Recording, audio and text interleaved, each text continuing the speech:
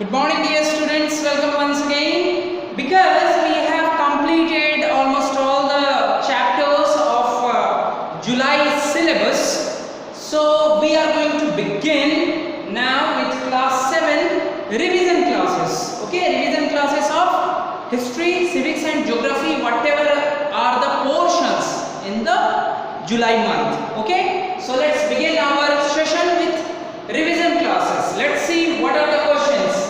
Let me see how much you have learned, and I hope everybody have learned something. So you will enjoy this session obviously.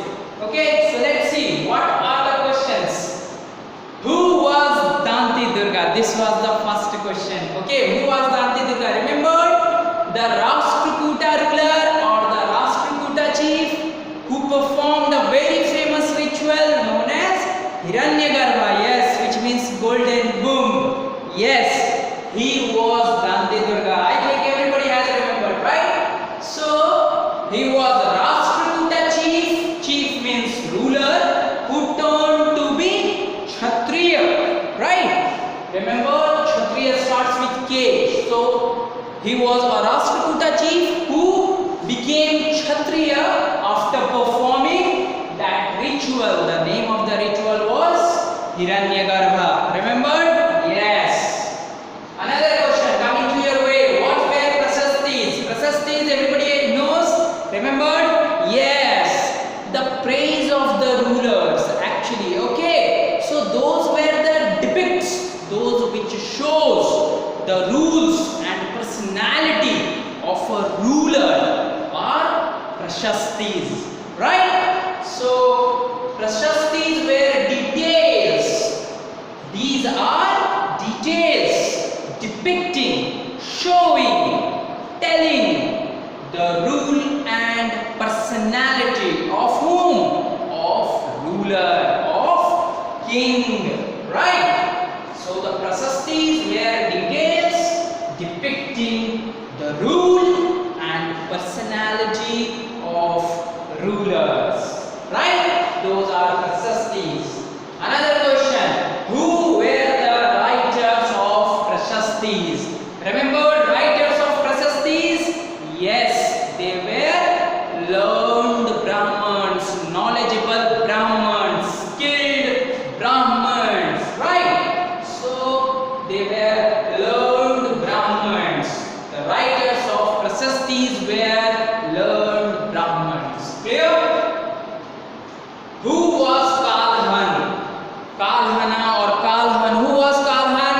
Remember, he was a poet, a Sanskrit poet. Yes, he was a Sanskrit poet who ruled, who has written, not ruled, he has written the poems on whom? On the rulers of Kashmir especially. So Kalhana was a great Sanskrit poet from Kashmir. So he was a great Sanskrit poet of Kashmir or from Kashmir, you can say. Okay. What was tripartite struggle? Another question. What was tripartite struggle? Remember, tri means three. The quarrel, the fight that took place between three kingdoms. Remember, Gurjara Pratiharas, yes, Palas and Rashtrakutas, right? So that struggle, that conflict, that quarrel that took place between these three kingdoms for longer period of time, for longer decade, that is known as tripartite struggle. So the conflict or the fight among the rulers of Gurjara Pratiharas, Rashtrakutas and Palas. So this fight was known as tripartite struggle.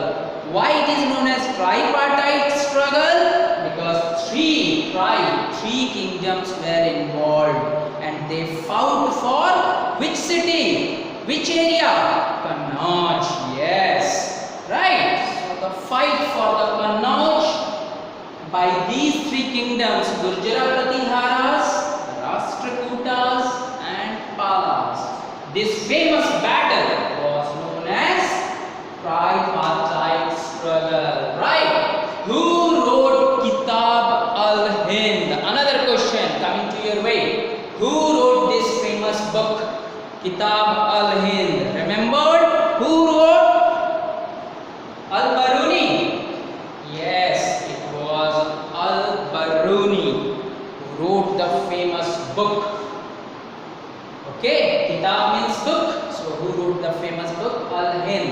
It was Al-Biruni. Yes. Now, who destroyed the temple of Somnath? Remembered? The temple of Somnath was plundered, was looted, okay, robbed by whom? By Mahmud of Ghazni. Yes. So who destroyed the temple of Somnath? It was none other than the Sultan Mahmud of Ghazni. He was the famous plunderer. He was the famous person who destroyed, who has plundered, who has taken away the wealth from the temple of Somnath, and that's why his name is very much famous in history, right? Next question coming to your way. What was the language of administration under Delhi Sultans? I think everybody knows the answer of this question, isn't it? What was the language of administration under Delhi Sultans? Everybody knows. It's Persian, or you can say Tuareg. Tuareg written in Persian. Tuareg in brackets. Persian also you can write, right? So this was the language of administration under Delhi Sultans, right?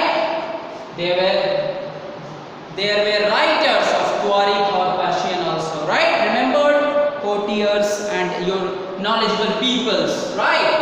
Yes. And what did they write? They write in the praise of rulers, right?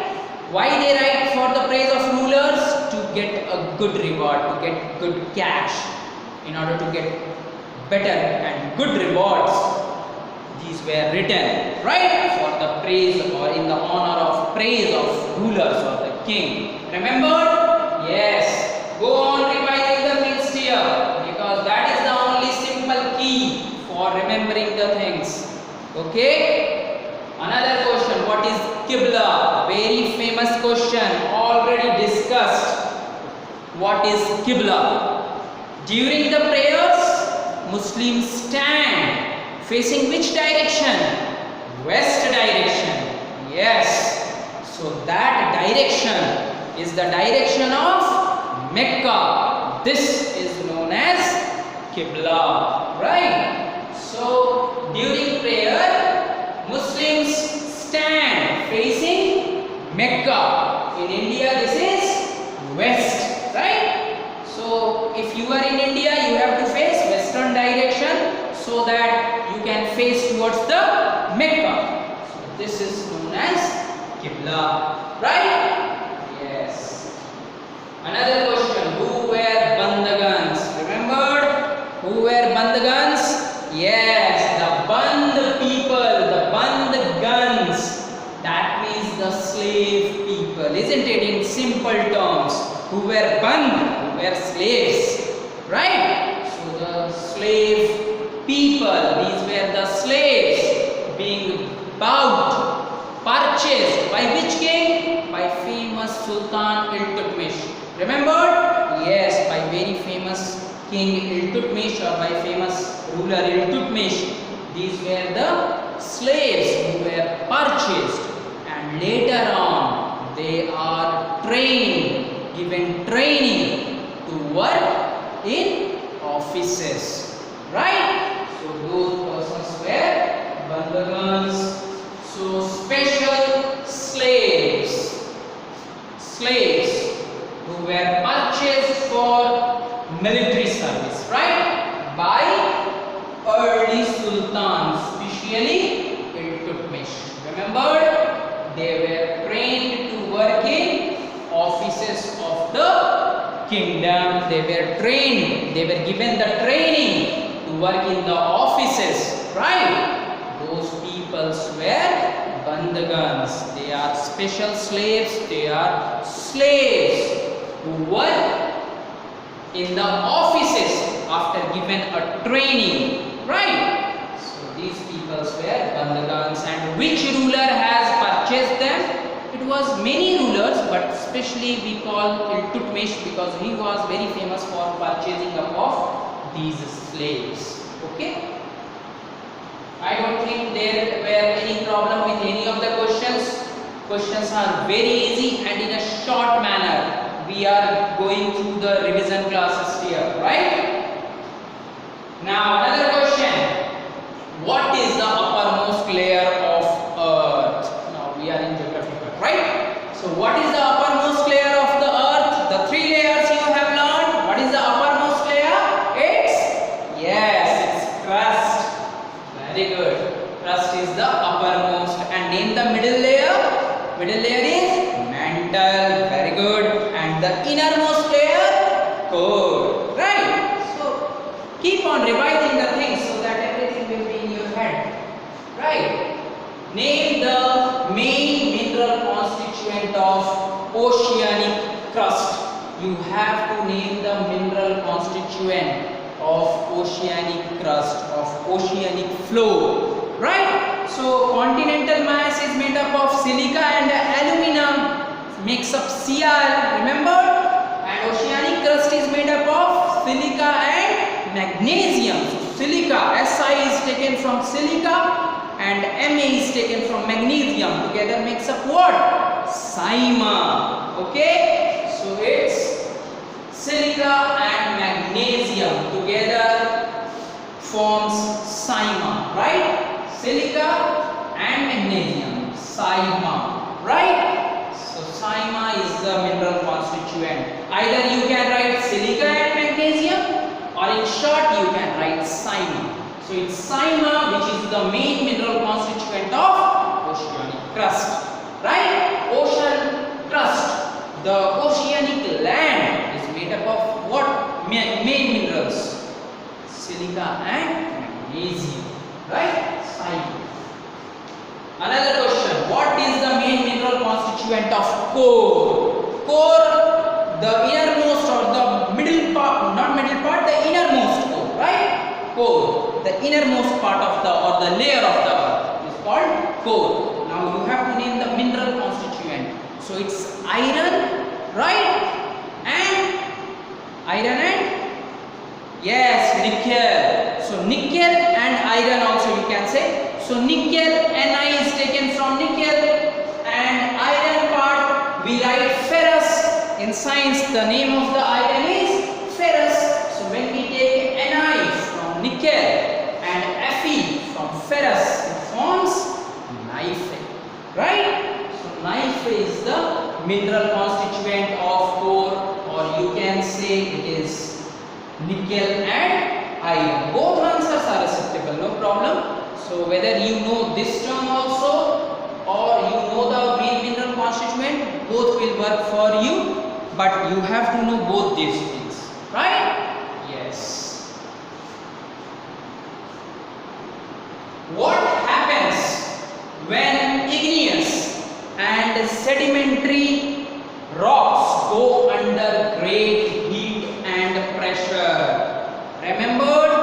Yes. What happens when rocks undergoes great heat and pressure? That means when heat and pressure acts on the rocks, what happens? Yes, they change into metamorphic rocks. That is very simple, right?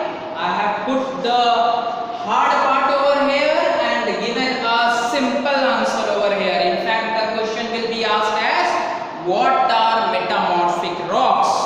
The rocks which after undergoing heat and pressure, after an effect of heat and pressure, there are certain changes in the rocks.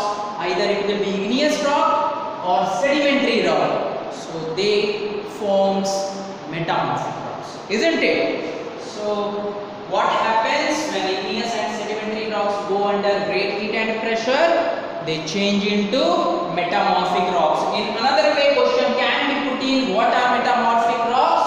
Your answer will be when igneous and sedimentary rocks, or when rocks go under great heat and pressure, they change into another kind of rock known as metamorphic rocks.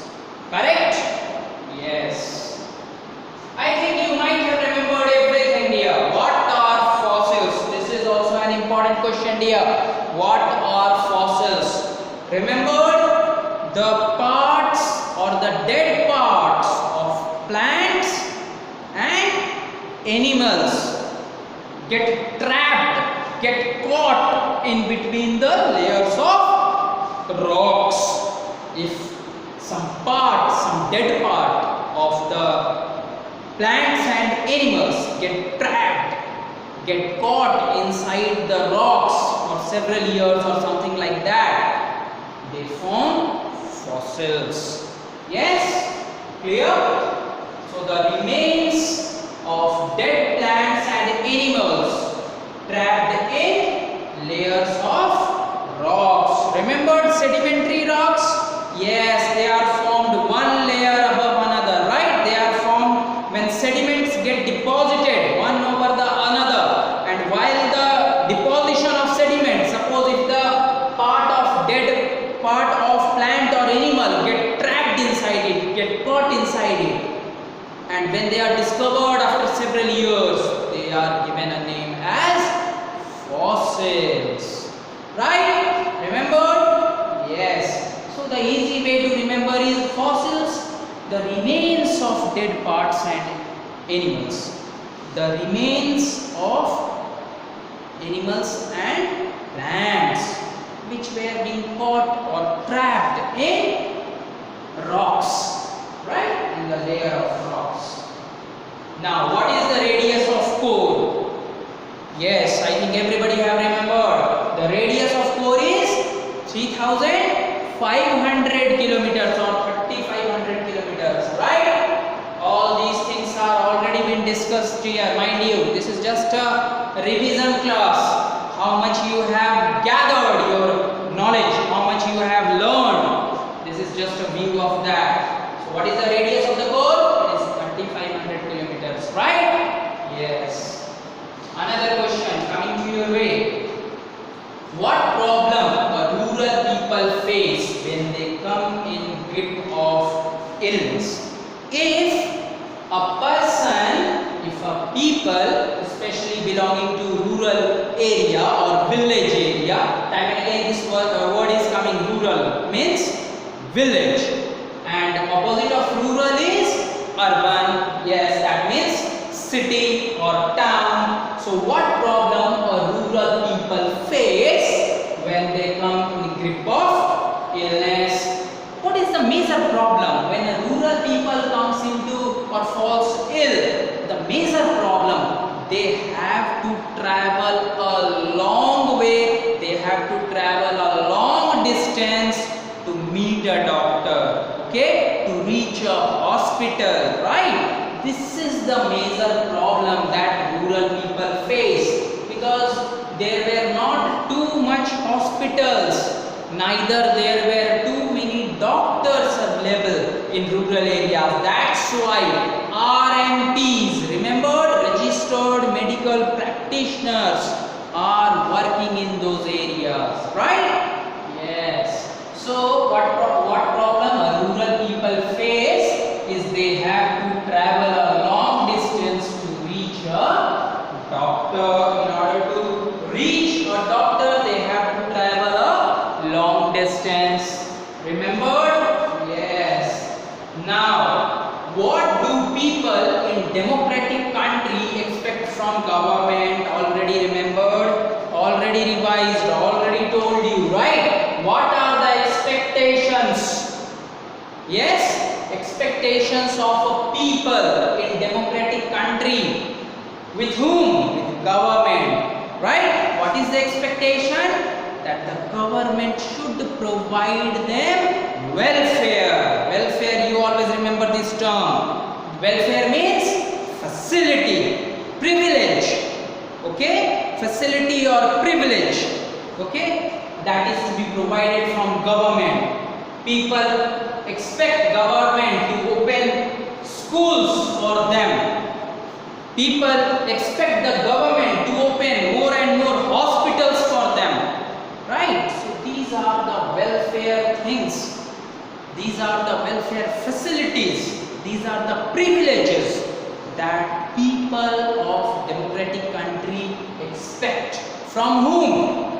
From government.